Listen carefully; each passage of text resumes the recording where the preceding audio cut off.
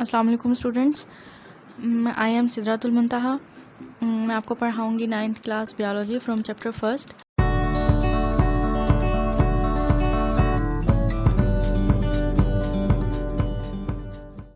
Before going to start my today's lecture, I remind you first my previous lecture. It was about introduction to biology.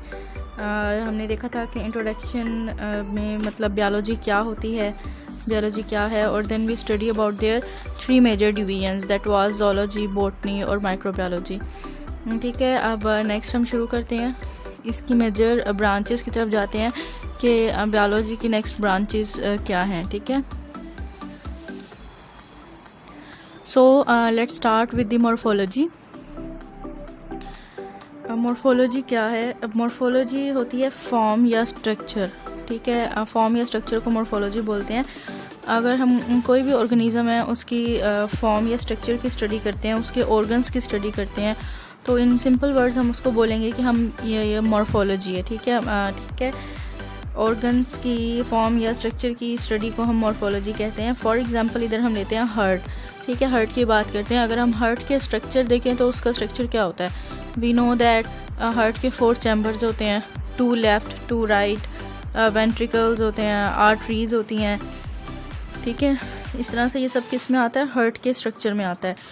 अब हम देखते हैं morphology, तो ये 2 तरह की होती है। एक होती है internal morphology and second one is the external morphology. Internal morphology क्या होती है? मीन टू से दैट कोई भी ऑर्गन है, ऑर्गेनिज्म है, उसको बिल्कुल इंटरनली उसका डायसेक्ट कर देना, उसको बिल्कुल डायसेक्शन कर देना। ठीक है, बिल्कुल मतलब डीपली स्टडी करना किसी चीज़ की, किसी ऑर्गन की। सो इसको हम कहते हैं, ये इंटरनल मॉर्फोलॉजी होती है। एंड अगर किसी कोई ऑर्गन है उसकी हम जस्ट ओवरव्यू दे दें, उसके डीपली स्टडी ना करें, उसको डायसेक्ट ना करें, सो वो हमारे पास क्या होती है? एक्सटर्नल मॉर्फोलॉजी कहलाती है। ठीक, एंड नेक्स्ट हम देखते हैं एनाटॉमी। एनाटॉमी क्या होती है? एनाटॉमी इज़ बेसिकली मॉडिफिकेशन है इंटरनल मॉर्फोलॉजी की। ठीक है, जिस तरह हमने कहा था कि इंटरनल स्ट्रक्चर की स्टडी करना एनाटॉमी कहलाता है। ठीक है, in simple words it's the modification of internal morphology. ठीक है, अगर हम बात करते हैं एनाटॉमी की, तो जो एनाटॉमिस्ट हैं वो कंसर्न करते हैं कि शेप, साइज़ क्या है, पोजीशन क्या है। ठीक है, किसी भी ऑर्गन की, अगर हम ऑर्गन लीवर की बात करते हैं तो लीवर जो होता है वो बाइल प्रोड्यूस करता है। ठीक है, इस तरह से मतलब देखा जाता है, इसके इंटरनल स्ट्रक्चर की स्टडी की जाती है एनाटॉमी में। नेक्स्ट हम देखते हैं हिस्टोलॉजी। हिस्टोलॉजी में अगर हम देखें तो हिस्टो मीन होता है टिश्यूज़। ठीक है, और जो हमारी बॉडी होती है वो टिश्यूज़ से मिलकर बनती है। ठीक है, टिश्यूज़ से किस तरह से मिलकर बनती है? फ़र्स्ट ऑफ ऑल हमें पता हो कि टिश्यूज़ होते क्या हैं। सो जो वी नो दैट हमारी जो बॉडी है वो पूरी की पूरी बॉडी, एक एक ऑर्गन, हर चीज़ are made up of cells. ठीक है, सेल से मिलकर बनी है। जब डिफरेंट सेल्स ऑर्गेनाइज्ड हो जाते हैं, ठीक है, ये कंबाइन होते हैं, एक ऑर्गेनाइज्ड होकर एक फॉर्म बनाते हैं, तो उसको हम टिश्यूज़ बोलते हैं। ठीक है, यानी कि सेल्स की ऑर्गेनाइज्ड फॉर्म टिश्यू कहलाती है। ओके, तो टिश्यूज़ किससे मिलकर बनते हैं? सेल से मिलकर बनते हैं, और हमारी बॉडीज़ जो हमारी बॉडी है वो भी सेल से ही मिलकर बनती है। सो हिस्टोलॉजी क्या है?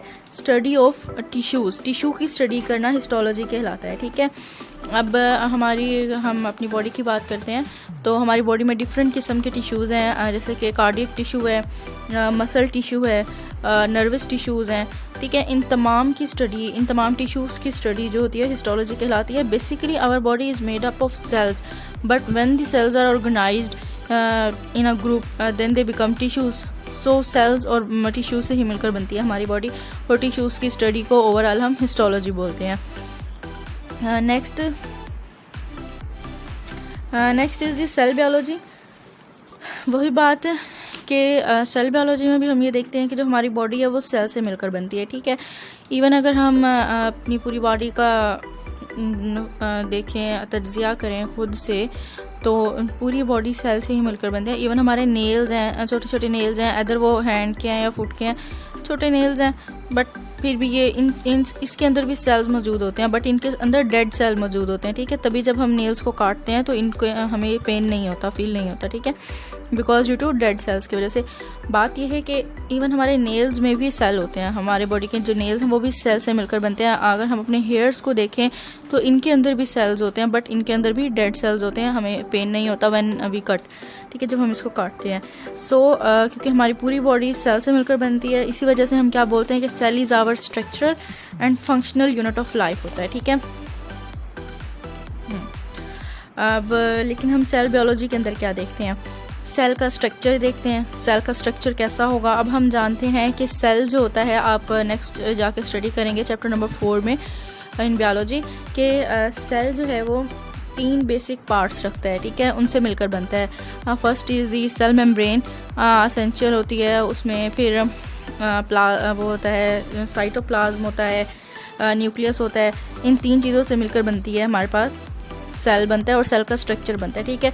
इसी तरह जब हम सेल के स्ट्रक्चर को देखेंगे, उसके फंक्शंस की स्टडी करेंगे, तो इस तमाम को हम क्या बोलेंगे, सेल बायोलॉजी कहेंगे, ठीक है। ये सारी हम सेल बायोलॉजी के अंदर स्टडी करते हैं। एक बात और कि हमारी जो बॉडी है वो सेल से मिलकर तो बनती है, बट अल्लाह पाक का निज़ाम कुछ ऐसा है कि उन्होंने हर चीज़ बराबर मिकदार में रखी है, ठीक है। जाहिर सी बात है, उनका निज़ाम तो फिर बेमिसाल है ना।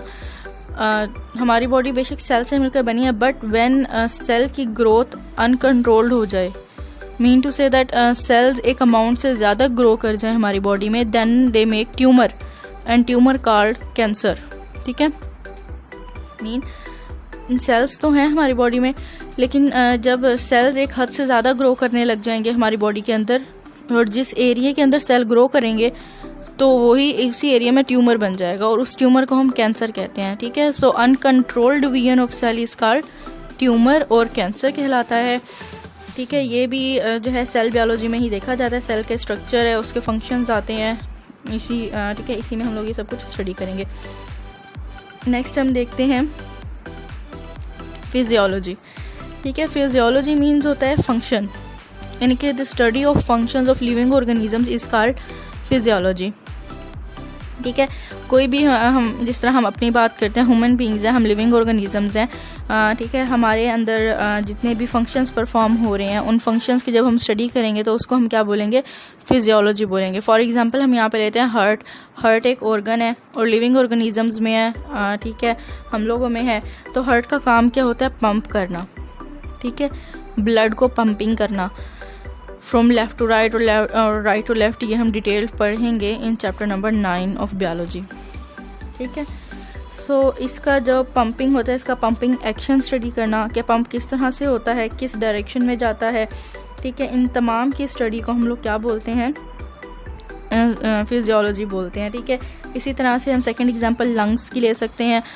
लंग्स जो होते हैं उनका काम होता है ब्रीथ करना, ठीक है। सो इसी तरह से इन तमाम के जब और लिविंग ऑर्गेनिजम्स होते हैं, उनके जो भी लिविंग ऑर्गेनिज्म हैं उनके ऑर्गन्स हैं, ऑर्गन्स के जो फंक्शंस परफॉर्म हो रहे हैं, उन फंक्शंस की स्टडी को हम क्या कहते हैं, फिजियोलॉजी बोलते हैं, ओके। नेक्स्ट इज़ जेनेटिक्स, ठीक है। अगली ब्रांच हम देखते हैं बायोलॉजी की, जेनेटिक्स। जेनेटिक्स में हम स्टडी करते हैं स्टडी ऑफ जीन्स, ठीक है ना, जीन्स के बारे में स्टडी करते हैं। जीन्स क्या होते हैं, जीन्स का जब भी नाम लिया जाता है तो हमारे जहन में एक वर्ड आता है इनहेरिटेंस, ठीक है। इनहेरिटेंस क्या होती है, विरासत, ठीक है, जो हमारे फादर्स एंसेस्टर्स से हमारे फादर और फिर हम में ट्रांसफ़र होती है, ठीक है ना। इस तमाम को हम इनहेरिटेंस का नाम देते हैं। जीन्स क्या होते हैं, जीन्स इंफॉर्मेशन को ट्रांसफ़र करते हैं, ठीक है, from parents two of spring, ठीक है। जीन्स का काम क्या होता है, ट्रांसफॉर्मेशन करना ऑफ इंफॉर्मेशन की from parents two of spring में लेकर जाना। और इन्हीं जीन्स की जब हम स्टडी करते हैं तो इसको हम जेनेटिक्स बोलते हैं, ठीक है। यहाँ पे हम एग्जांपल लेते हैं आई कलर की, ठीक है। हम बोलते हैं कि इस बेबी की आईज़ जो हैं बिल्कुल अपने फादर की तरह हैं या अपने मदर की तरह हैं। तो वो क्यों है, just because of their genes that transfer from their parent और from their mother to him और हर, ठीक है, उसके अंदर ट्रांसफ़र होती हैं। वो जीन्स जो उसके पेरेंट्स से बेबी में ट्रांसफ़र होंगे, उन जीन्स की वजह से उसका आई का कलर रिजेंबल रखता है विद देयर मदर और फादर के साथ, ठीक है। अंडरस्टैंड। नेक्स्ट हम देखते हैं एम्ब्रियोलॉजी।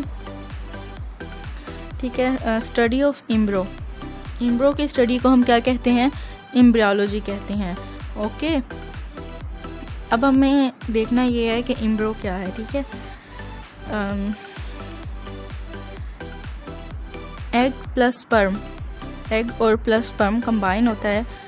ठीक है, तो उसको जब वो फर्टिलाइज हो जाते हैं, एग और स्पर्म कंबाइन होकर जब फर्टिलाइज हो जाते हैं, आफ्टर फर्टिलाइजेशन इनको एम्ब्रो बोला जाता है। ठीक है, तो यही जो एम्ब्रो होता है इसकी स्टडी को हम एम्ब्रियोलॉजी कहते हैं।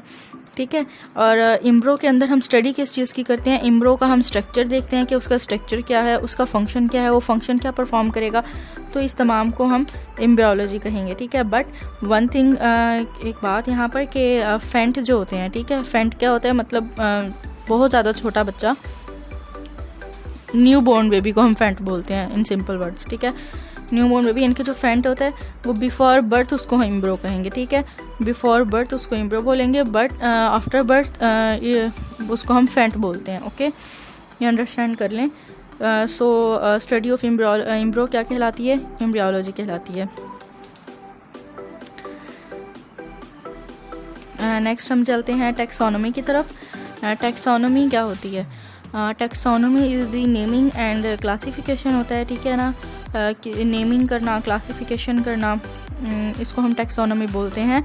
अगर हम इसको देखें तो हम फ्रेंड्स हैं या बहन भाई हैं घर में, तो हम एक दूसरे की भी नेमिंग करते हैं।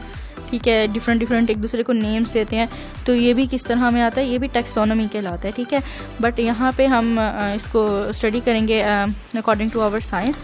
ठीक है, तो हम देखते हैं ह्यूमन बींग्स की बात करते हैं। जो हम ह्यूमन बींग्स हैं इनको मैमेलिया में रखा गया था, क्लास मैमेलिया में रखा गया था, यानी कि इनको मैमल्स में इंक्लूड किया गया था, मैमल्स में इनको डिवाइड किया गया था, इनकी नेमिंग की गई थी। ठीक है ना, इस तरह से। बट ये जो टैक्सोनॉमी का सिस्टम था ये डेवलप किसने किया था? साइंटिस्ट हैं कार्लियस लाइनस।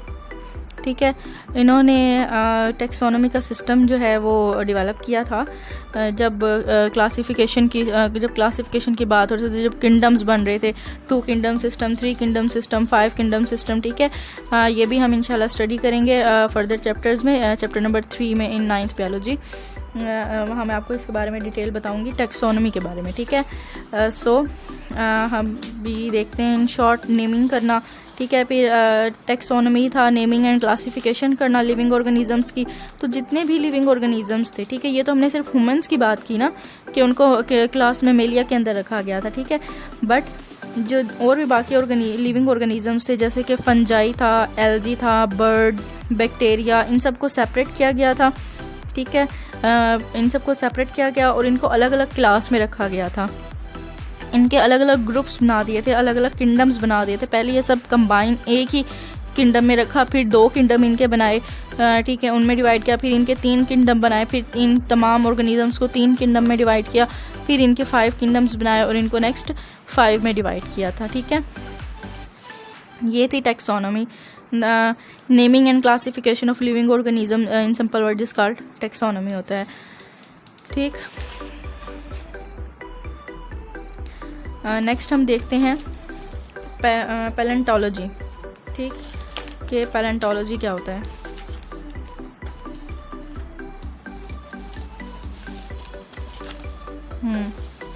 पैलेंटोलॉजी मीन्स होता है फॉसिल फ्यूल्स। ठीक है, फॉसिल फ्यूल्स की स्टडी करना पैलेंटोलॉजी कहलाता है। But here is a question that what is fossil fuels. ठीक है, मेजर क्वेश्चन इज़ दैट कि फॉसिल फ्यूल्स क्या हैं। सो डेड रिमेन्स, ठीक है, अब वो स्पीशीज़ जो एक्सटेंट हो चुकी हैं, ठीक है, जो बहुत कदीम थी, मतलब बहुत पुरानी थी स्पीशीज़ जो एक्सटेंट हो चुकी हैं, जिस तरह जिराफ था या हमारे पास डॉल्फिन्स तो आई थिंक आज भी हैं। हम बात करते हैं यहाँ पे डायनासोर की बात कर लेते हैं। ठीक है, वो भी एक्सटेंट हो चुकी है। इस तरह के एक्सटेंट जो स्पीशीज़ एक्सटेंट हो चुकी हैं इनको हम फॉसिल फ्यूल्स कहते हैं। ठीक है, उनके जब डेड रिमेन्स रह जाते हैं ना एक्सटेंट होने के बाद, फॉसिल फ्यूल्स जो रह जाते हैं, इनको डेड रिमेन्स रह जाते हैं, इसको हम फॉसिल फ्यूल्स की बात करते हैं। ठीक है, अगर हम इसकी लिविंग एग्जांपल देखते हैं तो लिविंग एग्जांपल हम इसकी इस तरह से भी ले सकते हैं कि जिस तरह हमारे दो सिटी हैं मोइंजोदड़ो और हड़प्पा की अगर हम बात करें तो 500 साल पहले मतलब वो शहर जो थे दफन हो गए थे ना, ज़मीन के अंदर थे।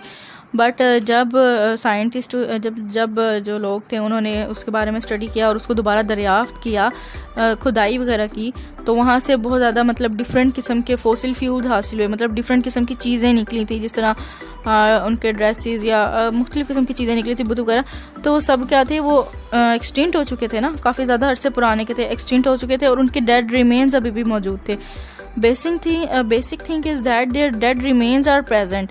डेड रिमेन्स का प्रेजेंट हो जाना मतलब कि वो फॉसिल फ्यूल्स बन जाते हैं, ठीक है। फॉर एग्जांपल अगर हम जिस तरह बात करते हैं डायनासोर की, ठीक है, 2200 साल पहले की बात है, डायनासोर्स हुआ करते थे, ठीक है। अगर अब भी हम किसी ऐसे एरिया में जाएं जहां डायनासोर हुआ करते थे और वहां पे जाकर उस जगह की खुदाई करें तो वहां से यकीनन हमें डायनासोर के क्या स्केल्टन मिलेगा, ठीक है। वो जो स्केल्टन हमें मिलेगा ना, डायनासोर तो एक्सटिंक्ट हो चुके हैं ना, ये एक्सटिंक्ट स्पीशी है, बट जो उसका हमें स्केल्टन मिलेगा वो स्केल्टन क्या है, डेड रिमेन है, मतलब कि हमें कोई ना कोई चीज़ उसके बारे में उससे रिलेटेड मिली है। तो वो जो चीज़ हमें मिलेगी डेड रिमेन, उसको हम बोलते हैं कि ये फॉसिल फ्यूल है हमारे पास, ठीक है। और इसी फॉसिल फ्यूल को हम लोग इसी फॉसिल फ्यूल की स्टडी को हम पैलेंटोलॉजी कहलाते हैं, ठीक है। नेक्स्ट हम देखते हैं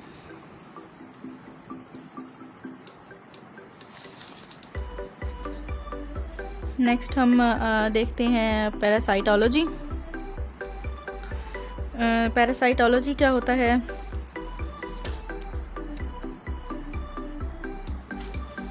पैरासाइटोलॉजी के अंदर हम लोग स्टडी करते हैं, लाइफ साइकिल देखते हैं किसका, पैरासाइट का देखते हैं, ठीक है ना। ये वो ब्रांच होती है जिसके अंदर हम पैरासाइट्स की स्टडी करते हैं, ठीक है।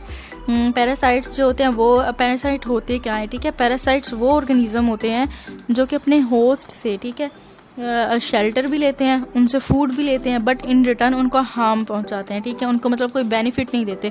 पैरासाइट्स वो ऑर्गेनिज्म होते हैं, ठीक है, मतलब कीड़े लाइक होते हैं, इस तरह से होते हैं, ऑर्गेनिज्म होते हैं जो इन रिटर्न हार्म पहुंचाते हैं अपने होस्ट से। और मतलब होस्ट और पैरासाइट का रिलेशन किस तरह से है? होस्ट इस तरह से होता है कि फॉर एग्जांपल हम लोग हैं, ठीक है, मैं हूँ, मेरे घर कोई गेस्ट आए हैं और जो गेस्ट मेरे घर आए हैं वो पैरासाइट्स हैं, ठीक है ना।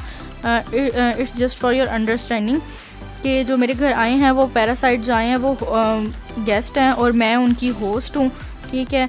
तो मतलब इस तरह से मैं उनको सर्विंग दूंगी, जाहिर सी बात है वो मेरे घर आके रहेंगे तो उन्होंने मुझसे शेल्टर भी लिया और जब मैं उनको रिफ़्रेशमेंट प्रोवाइड करूँगी देन मैंने उनको फूड भी प्रोवाइड की, ठीक है। पैरासाइट इसी तरह से होते हैं कि वो जो अपना होस्ट होता है जहाँ वो रह रहे होते हैं उनसे शेल्टर भी लेते हैं, उनसे फूड भी लेते हैं, बट इन रिटर्न उनको हार्म करते हैं, उनको कोई बेनिफिट नहीं देते, ठीक है।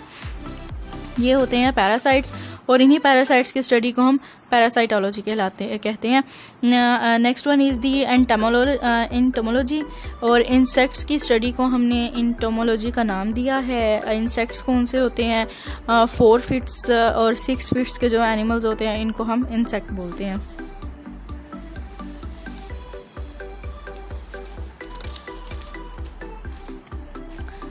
Next one is the biotechnology.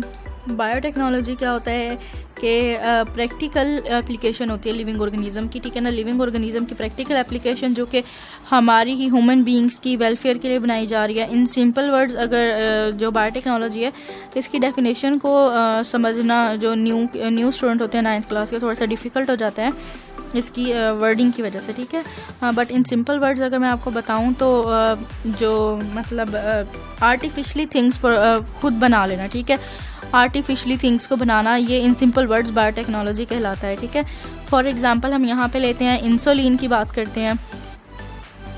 Insulin की जो नीड है वो बहुत ज़्यादा होती है, specially for the diabetic patients, ठीक है। जो डायबिटिक पेशेंट होते हैं उनके लिए बिकॉज ऑफ दैट उनका शुगर लेवल डिस्टर्ब हो जाता है, जब अप एंड डाउन हो तो फिर उनको इंसुलिन प्रोवाइड करनी पड़ती है, ठीक है।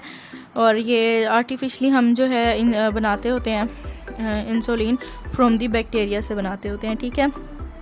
इसके लिए बायोटेक्नोलॉजी में डिफरेंट थेरेपीज़ भी यूज़ होती हैं वर्किंग के लिए, जैसे कि जीन थेरेपी है, एक्स वीवो है, इन वीवो है, मतलब डिफरेंट किस्म की थेरेपीज़ इस्तेमाल की जाती हैं चीज़ों को आर्टिफिशली बनाने के लिए। ठीक है, अगर हम इसकी बायोटेक्नोलॉजी की एक लिविंग एग्जांपल देखें तो आपने सुना होगा डोली के बारे में। डोली इज़ द शिप। ठीक है, काफ़ी अर्सा पहले ठीक है डोली एक शिप बनाई गई थी जो कि आर्टिफिशली बनाई गई थी, उसकी क्लोनिंग की गई थी। ठीक है, क्लोनिंग क्या होता है? क्लोनिंग ये होता है कि आप जैसा ही एक दूसरा इंसान आपके सामने ला के खड़ा कर दे। ठीक है, तो इसको हम क्या बोलते हैं? क्लोनिंग। मतलब आपका ट्विन बना लिया जाए, तो इसको हम क्लोनिंग बोलते हैं। ठीक है, डोली एक शिप बनाई गई थी बट वो ज़्यादा अर्सा तक सर्वाइव नहीं कर सकी थी, उसकी डेथ हो गई थी। ठीक है, साइंटिस्ट ने बायोटेक्नोलॉजी में ही इसके ऊपर स्टडी किया था।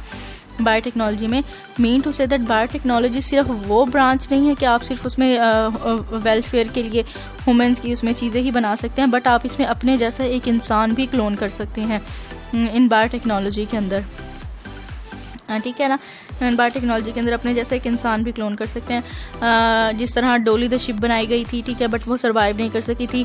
ह्यूमन क्लोनिंग भी स्टार्ट हुई थी बायोटेक्नोलॉजी के अंदर ही सीवरल कंट्रीज़ में, फॉरेन कंट्रीज़ में, बट फिर गवर्नमेंट ने बैन कर दिया था उस पर कि आप इंसान की, ह्यूमन की क्लोनिंग नहीं कर सकते, इट इज़ वेरी डेंजरस।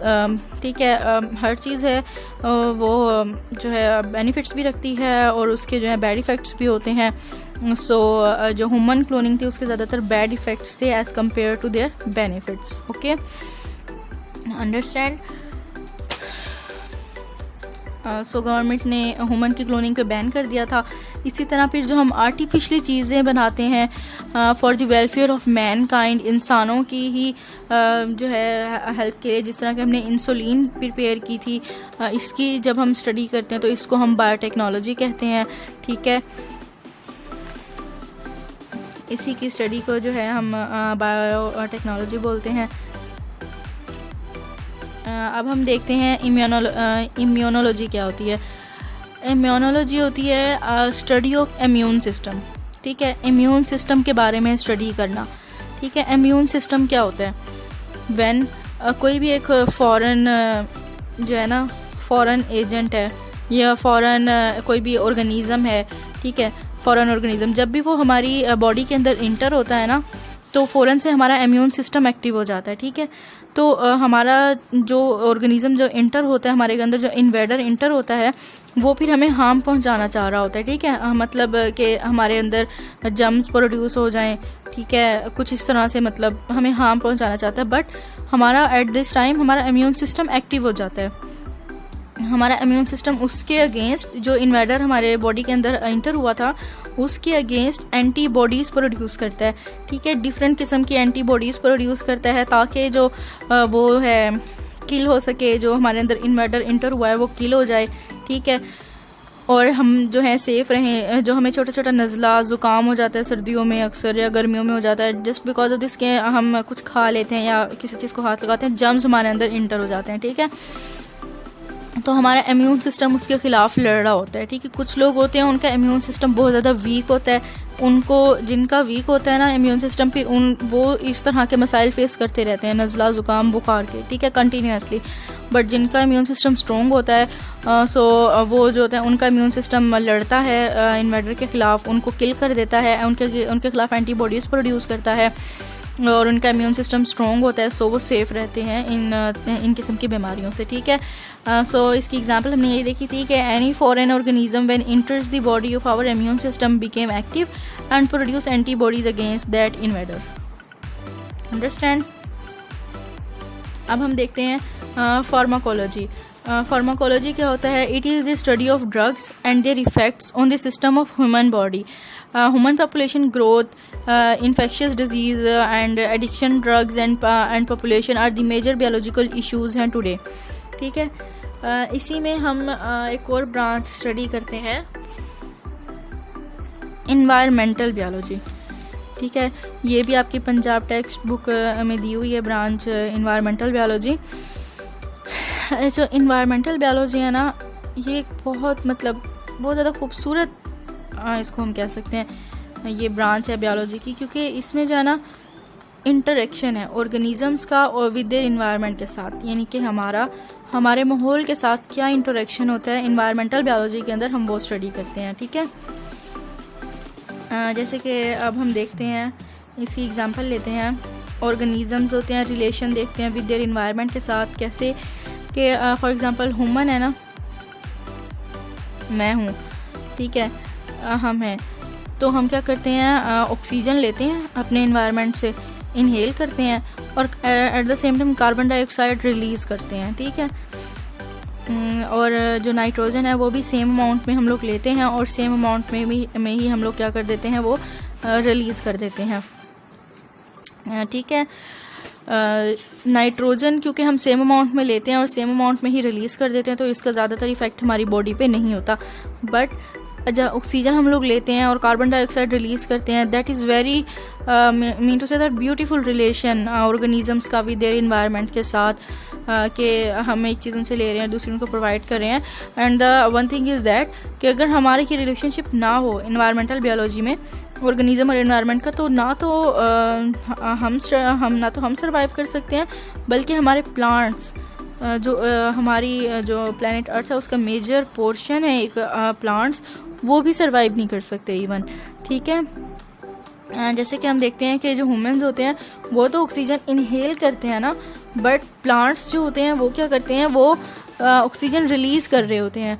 ठीक है, और जो हमारा इन्वायरमेंट है उसके अंदर वो कार्बन डाइऑक्साइड जो है वो ले रहे होते हैं इन्वायरमेंट से, और हम लोग जो है वो कार्बन डाइऑक्साइड रिलीज़ कर रहे होते हैं। ठीक है, मीन टू से दैट कि हमारा एक बहुत ज़्यादा ब्यूटीफुल रिलेशन है हमारे इन्वायरमेंट के साथ, प्लांट्स का भी अपने इन्वायरमेंट के साथ, हमारा भी अपने इन्वायरमेंट के साथ, कि मीन टू से दैट अगर हमारी ये रिलेशनशिप ना हो आपस में तो वी कांट सर्वाइव, हम सर्वाइव ही नहीं कर सकेंगे। जब हमें ऑक्सीजन ही प्रोवाइड नहीं हो रही होगी तो how can a person survive, किस तरह से सर्वाइव करेगा, किस तरह से वो रहेगा इस इन्वायरमेंट के अंदर। ठीक है, तो ये जो तमाम होता है इस ऑर्गेनिज़म का इन्वायरमेंट के साथ रिलेशन है, जब इस रिलेशन की स्टडी करें तो इसकी रिलेशन की स्टडी को हम लोग क्या कहते हैं, इन्वायरमेंटल बायोलॉजी कहते हैं। ओके, और सेकंड एस्पेक्ट हम इसका टेम्परेचर भी देख सकते हैं।